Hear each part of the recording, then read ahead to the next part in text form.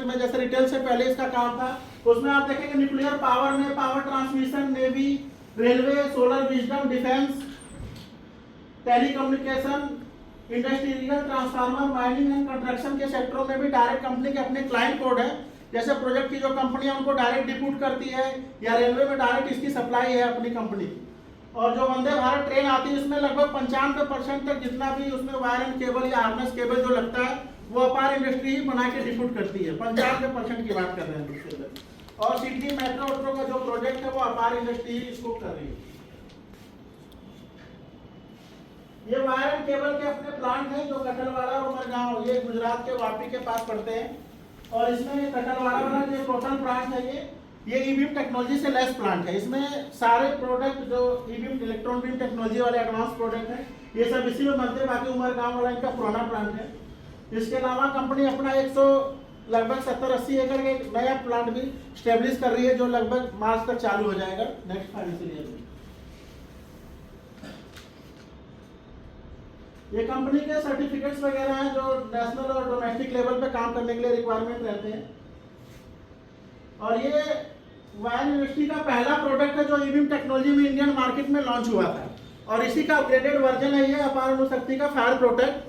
सबसे पहला प्रोडक्ट अपार अणुशक्ति के नाम से आया था और इस पे 50 ईयर ऑफ लाइफ और इसके जो चीजें वो लिख के, मतलब ये पहली ऐसी कंपनी इंडियन कंपनी है जिसने प्रोडक्ट की लाइफ को मेंशन किया बॉक्स के ऊपर। आज से पहले आपने किसी भी वायर के डिब्बे पे कभी किसी प्रोडक्ट की लाइफ लिखी हुई देखा हो, किसी के चेहरे में वो कोई नहीं रहता था।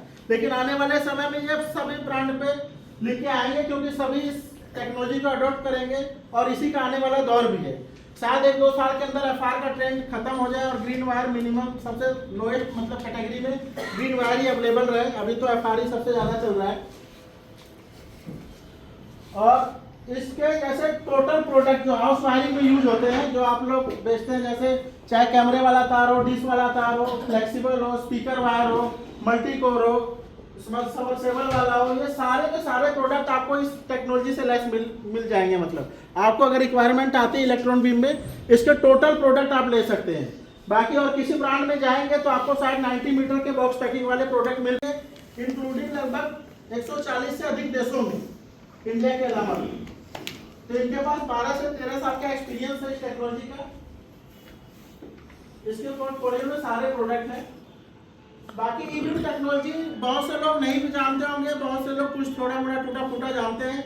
ईबीएम टेक्नोलॉजी जो है ये वायर एंड केबल की सबसे एडवांस टेक्नोलॉजी है। जैसे हर चीज में टेक्नोलॉजी का बहुत इंपैक्ट रहता है। जैसे पहले गाड़ियां आती थी साधारण, उसके बाद BS4 आया, BS6 अभी का दौर चल रहा है। तो पहले क्या रहता था 125 सीसी की गाड़ी आप लोग लेते थे तो वो 40-35-40 का ही माइलेज देती थी। लेकिन आज आप देखेंगे तो लगभग वो 70 का भी माइलेज दे रही है। पहले जो कारें आप लेते थे नॉर्मल वो 10-12 का एवरेज देती थी, आज आप 1500 सीसी की गाड़ियां भी लगभग 20-25 का एवरेज मिनिमम दे रही है। ये सब टेक्नोलॉजी की वजह से पॉसिबल है। उसी तरह हर चीज में टेक्नोलॉजी अपना काम करती है। उसी तरह वायर एंड केबल में भी आप देखेंगे पहले मोटे तार आते थे 320, 322 के, उसके बाद फ्लेक्सिबल का दौर आया, फिर FRPVC आया, FRLSH आया, HRFR आया। उसी तरह इस समय का सबसे आधुनिक जो है ये क्लास 5 कंडक्टर का दौर है जो एक्स्ट्रा फ्लेक्सिबल हो, क्योंकि पहले जो वायरिंग होता था कम तारों से काम चल जाता था। लेकिन आजकल वायरिंग जो हो रहा है मैक्सिमम आप देखेंगे अगर छोटा सा भी मकान है तो उसमें एक पाइप कम पड़ जाता है, डबल पाइप लगाने पड़ रहे हैं, है कि नहीं है। हर कमरे का अलग सर्किट सबको चाहिए, तो तारों की संख्या बहुत ज्यादा बढ़ चुकी है। तो फ्लेक्सिबिलिटी ज्यादा रहेगी तभी उसको खींचने में आसानी रहेगी और मैक्सिमम हम लोग उसके अंदर पाइप के अंदर डाल सकते हैं आसानी से। तो इसलिए इस समय का जो दौर है क्लास 5 कंडक्टर का चल रहा है और ईबीएम टेक्नोलॉजी का चल रहा है। ईबीएम टेक्नोलॉजी से इसके ऊपर कोई फर्क नहीं पड़ता, वेरी लो लीकेज रहता है, ये आपको बिजली का बिल भी बचा के देता है और आपके घर को भी सुरक्षित रहता है। सबसे बड़ी चीज इसको समझना पड़ेगा ना, ये सेफ्टी प्रोडक्ट है। आदमी को ये सुरक्षित रखने के लिए, जैसे आदमी सेफ्टी के लिए गाड़ियों का बीमा करा के रखता है, कोई दुर्घटना हो जाए तो हम सुरक्षित रहे, बीमा कंपनी उसको संभाल लेगी, है कि नहीं है। ऐसा हेल्थ इंश्योरेंस करवा के रखता है कि कोई बीमारी आ जाए तो हम लोग ट्रीटमेंट करवा सके आसानी से। उसी तरह से ये सेफ्टी प्रोडक्ट है। इसमें उसमें आदमी हर साल प्रीमियम भर रहा है, इसमें आपको वन टाइम इन्वेस्टमेंट है। एक बारी मकान में वायरिंग करवाने के बाद वो जब तक मकान है तब तक उसमें वायर पड़े रहने वाला है कि नहीं है। वन टाइम इन्वेस्टमेंट ही तो है। बाकी बचत करने के लिए बहुत सारे ऑप्शन है, लेकिन वायर में कोई ऑप्शन नहीं है बचत करने का। इसमें आप एक ही बार इन्वेस्टमेंट करते हैं, भी रिपेयरिंग का भी काम होता है, कोई भी कस्टमर करवाता है तो कभी वायर नहीं बदल पाता है कि नहीं है। वो ऊपर की चीज बोर्ड आज व्हाइट लगाया, कल ग्रे लगवा लेगा, ब्लैक लगवा लेगा, ग्लास वाला लगवा लेगा, पंखा नॉर्मल लगा BLDC लगवा देगा, है कि नहीं है। डेंटिंग पेंटिंग में हमेशा बार बार खर्चा करता रहेगा। लेकिन वायर जो है ये वन टाइम इन्वेस्टमेंट है, इसमें एक बार लग जाता है तो वो जब तक मकान है तब तक पड़े रहने वाला है। अगर 4 साल के बाद आप चाहे फिर से हम चेंज करके ये प्रोडक्ट लगा लें तो आपको पूरा वैल्यू जीरो, आपको 9.5 से फिर से पैसा लगाना पड़ेगा। इसलिए आज थोड़ा सा अधिक लगा के आप उसको करवा सकते हैं।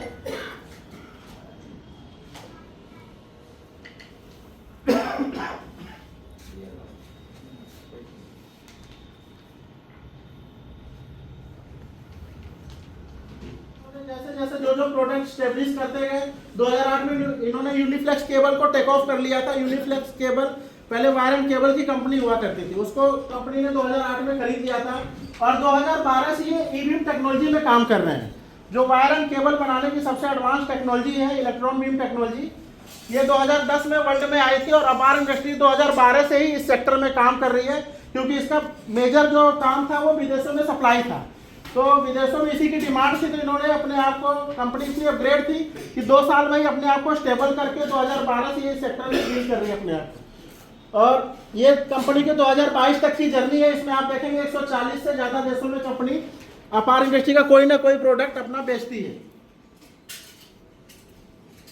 इसमें आप रेड कलर के मार्क वाले जितने भी देश है, इसमें देखेंगे मैक्सिमम इन सभी देशों में इसके कोई ना कोई प्रोडक्ट की सप्लाई रहती है। इसमें आप तो विकसित सारे देश काउंटिंग कर सकते हैं। ये इंडिया में दूसरे नंबर पे काम कर रही है कंपनी। ऑयल के सेक्टर में आप देखेंगे ट्रांसफार्मर ऑयल में ये वर्ल्ड में तीसरे नंबर पर रैंक में कंपनी काम करती है। ट्रांसफार्मर ऑयल में ये विश्व की तीसरी सबसे बड़ी ब्रांड है अपार इंडस्ट्री। और कंडक्टर के सेक्टर में आप देखेंगे ये वर्ल्ड में सबसे बड़ी कंपनी है। कंडक्टर मतलब जो हाइडिल वाले खंभे और तार होते हैं, जो पावर प्लांट से डायरेक्ट बिजली की सप्लाई के लिए जिले से दूसरे जिले में सप्लाई जाती है, पावर ट्रांसमिशन, उसमें ये वर्ल्ड की सबसे बड़ी कंपनी और 140 से ज़्यादा देशों को डिप्यूट करती है, including America, China, Japan, Australia, इन सभी देशों को डिप्यूट करती है। ऐसा नहीं कि काउंटिंग वाले छोटे देशों की हम बात कर रहे हैं। जैसे कंपनी 1958 में शुरू हुई थी, इन्होंने 1969 में रिफाइनरी का काम शुरू किया। अगर ग्राउंड में जाते हैं तो वो लगभग 9-10 एम्पियर का लोड लेता है, लेकिन ई-बीम टेक्नोलॉजी का कोई भी 1 mm का वायर आप इस्तेमाल करेंगे मिनिमम वो 24 से 26 एम्पियर लोड लेता है।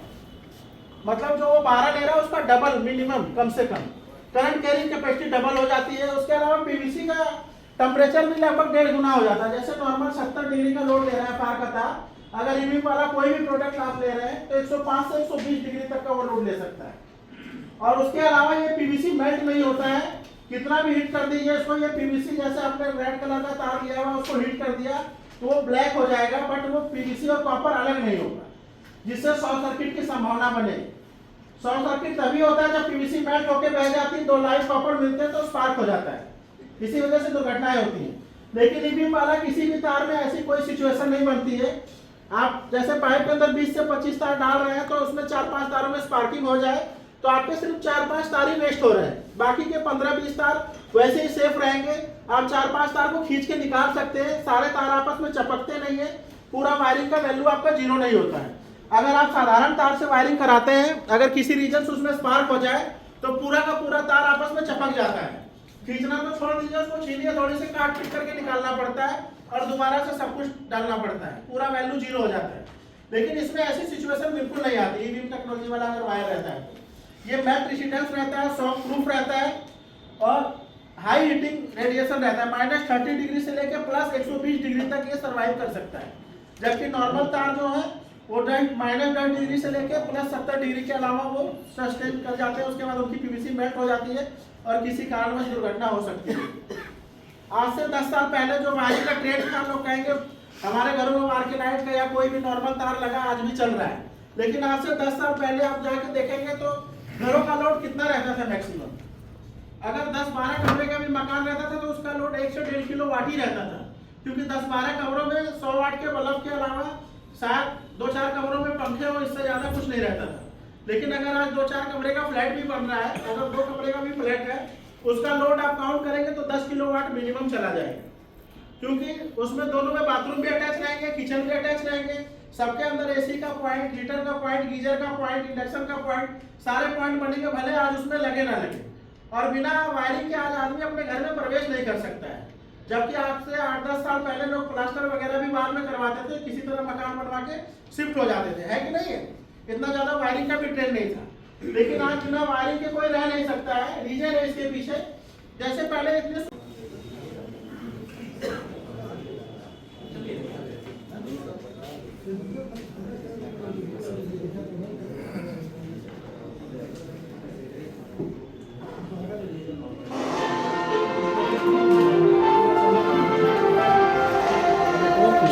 सबसे सेफ, सबसे स्ट्रॉन्ग अपार अणुशक्ति वायर्स की शक्ति कुछ ऐसी ही है कि ये 105 डिग्री तक का टेम्परेचर भी सहन कर जाती है और शॉर्ट सर्किट में इनका बाल भी बांका नहीं होता। आइए देखिए इन वायर्स की अपार शक्ति में एक झलक। Let's understand EV technology in a simple demonstration. In a solar ion test, the copper in a normal wire gets exposed at the point of contact, while in the electron beam wire, the copper remains unexposed. The performance can be best demonstrated with this test, where we connect an ordinary wire of 1 square mm in series with a bar's electron beam wire of 1 square mm. A normal wire carries 11 to 12 amperes of continuous current. Here, we shall pass current of 30 to 41 amperes through them for the same amount of time. This is to see the performance of the wires in an overload situation. In just a few minutes, you can see smoke in the normal wires, and the next few seconds, the copper gets exposed. While there is smoke from the electron beam wire, the copper remains unexposed, as this is heat and resistant. So, in case of an emergency, it is much safer. Small reason why cables and wires of Apar Industries are trusted and a leading name in electrical and telecommunication sector, used by the biggest industries across the world.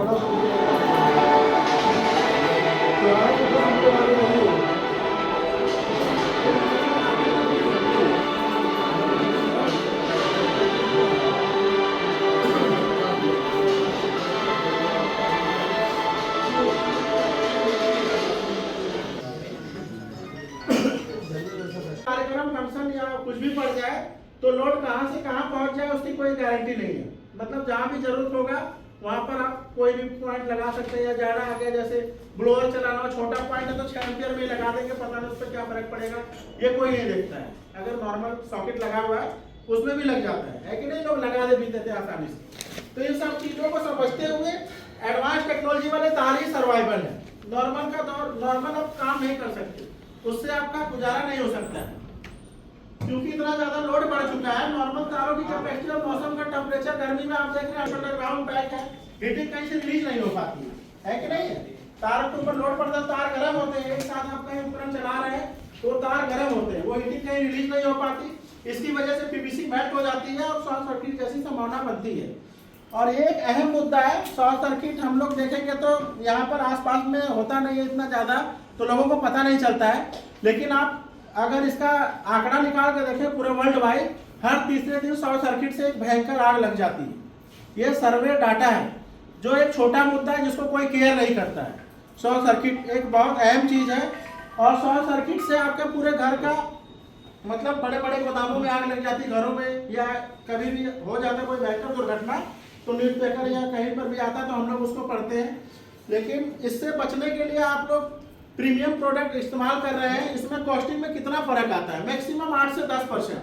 अगर कहीं पर भी आप normal wire से wiring करा रहे हैं, किसी कस्टमर को आप सजेस्ट करते हैं, अगर 1 लाख रुपए का तार लगना है कहीं, अगर कोई एफआर तार लगवा रहा है 1 लाख रुपए का, सस्ते से सस्ता वो कितना करवा सकता है? लोकल से लोकल में भी जाएगा तो 80-85 हजार रुपए उसका लगना ही है।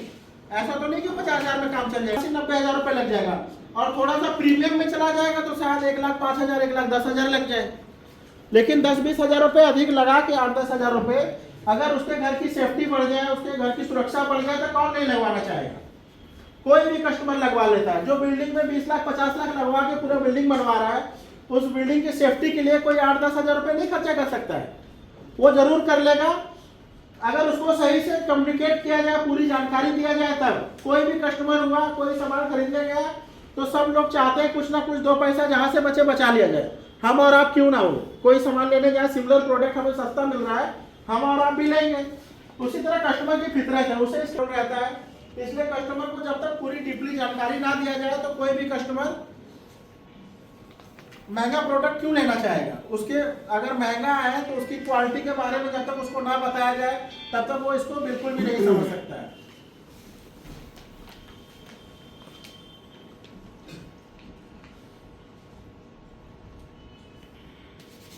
ये बीम टेक्नोलॉजी होती है, जैसे इसमें इलेक्ट्रिक करंट के माध्यम से हाई रेडिएशन से हीटिंग को गुजारा जाता है। जैसे रोलर के ऊपर राउंड राउंड तार बनने के बाद घूमता रहता है और हाई रेडिएशन से इसको हीट किया जाता है। तो हर पीवीसी के अंदर हाइड्रोजन और कार्बन दो चीजें पाई जाती है।